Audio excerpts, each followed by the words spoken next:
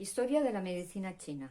En la historia de la acupuntura, el primer documento escrito que trata de forma exhaustiva sobre esta práctica es el Neijing, conocido como la Biblia de la acupuntura, y el cual aparece durante la dinastía Zhou, en el año 1122 al 1256 a.C. Ya que ha sido imposible determinar quién fue realmente el autor de esta obra, su autoría se atribuye a varios médicos, los cuales recopilaron en estos textos una antigua y amplia tradición oral. Las múltiples revisiones y referencias del Neijing han dado origen a numerosos textos médicos que han aparecido a lo largo de la historia de la medicina tradicional china.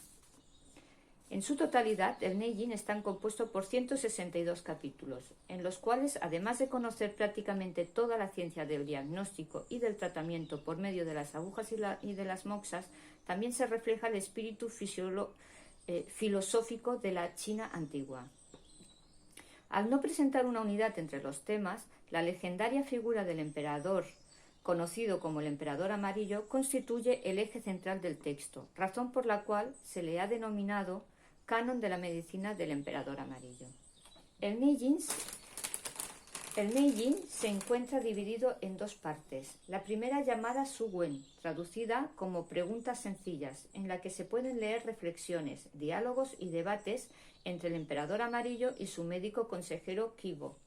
La segunda, el Lin Su, traducido como Eje espiritual, en la cual se tratan principalmente temas sobre la práctica y los tratamientos. En uno de los pasajes de la primera parte del Neijing se pueden leer las siguientes palabras, expresadas por el emperador amarillo al médico de la corte.